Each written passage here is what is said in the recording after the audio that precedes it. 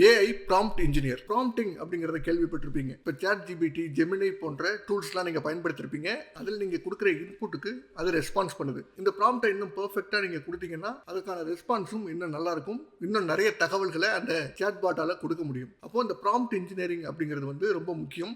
Prompt இன்ஜினியரிங்க்குன்னு தனியாக courses நிறைய இருக்குது. இந்த ப்ராம்ப்ட் இன்ஜினியரிங் கோர்ஸ் இருக்குது அப்படின்னு பார்த்தோம்னா அந்த ப்ராம்ப்டை நீங்கள் கற்றுக்கிறதுக்கு, எப்படி ப்ராம்ப்ட் பண்ணணும் அப்படிங்கிறத கற்றுக்கிறதுக்கு ப்ராம்ப்ட் இன்ஜினியரிங்னு தனியாக கோர்சஸ்லாம் இருக்குது. ஆனால் கம்பெனிஸ் கேட்கக்கூடிய இந்த ப்ராம்ப்ட் இன்ஜினியர் அப்படிங்கிறவர் என்ன பண்ணுவார்னா, யூசர்ஸ் என்னென்ன மாதிரியான queries-லாம் கொடுக்குறாங்க, என்னென்ன மாதிரியான ப்ராம்ப்ட்ஸ்லாம் அவங்க இன்புட் பண்ணுறாங்க அப்படிங்கிறதெல்லாம் அனலைஸ் பண்ணி அந்த யூசர்ஸோட லாங்குவேஜ் எப்படி இருக்குது, அவங்க எப்படி இந்த டூலோட கம்யூனிகேட் பண்ணுறாங்க, அதை ஸ்டடி பண்ணி அதற்கு ஏற்ற மாதிரி எப்படி ரெஸ்பான்ஸ் கொடுக்கணும். எல்லாருமே ஒரே மாதிரி நல்ல பெர்ஃபெக்டான இங்கிலீஷில் ப்ராம்ப்டை கொடுப்பாங்களா அப்படின்னு சொல்ல முடியாது. ஆனால் வெவ்வேறு யூசர்ஸ் கிட்டேருந்து அந்த டேட்டாவை அனலைஸ் பண்ணுறது மூலம் அவங்களோட மைண்ட் செட் எப்படி இருக்குது, அவங்க எப்படி அந்த டேட்டாவை கேட்குறாங்க, என்ன ப்ராம்ப்ட் பண்ணி அதை கேட்குறாங்க அப்படிங்கிறதெல்லாம் அனலைஸ் பண்ணி இப்படி கேட்டால் இந்த சிஸ்டம் இப்படி ரெஸ்பான்ஸ் பண்ணணும் அப்படிங்கிறத அந்த சிஸ்டம்க்கு ட்ரெயின் பண்ண முடியும். இதை அந்த ஏஐ ப்ராம்ப்ட் இன்ஜினியர் அப்படிங்கிற நபர் பண்ணுவார். அவருடைய முக்கியமான ரெஸ்பான்சிபிலிட்டிஸ் என்னவா இருக்கும் அப்படின்னு பார்த்தோம்னா, ப்ராம்ப்டை டிசைன் பண்ணுறது. அதாவது புதிய புதிய யூசர்ஸ் என்னென்ன மாதிரியான ப்ராம்ப்ட்ஸ்லாம் கொடுக்குறாங்களோ அதை எப்படி ஒரு ப்ராப்பரான ப்ராம்ப்டாக மாற்ற முடியும் அப்படிங்கிறத அந்த ப்ராம்ப்டை டிசைன் பண்ணணும். இந்த சிஸ்டம், அதாவது இந்த ப்ராம்ப்டை ரிசீவ் பண்ணக்கூடிய அந்த சிஸ்டமை ஃபைன் டியூன் பண்ணணும். ஒவ்வொரு யூசருக்கு இந்த மாதிரி அந்த சிஸ்டம் ஃபைன் டியூன் பண்ணணும்.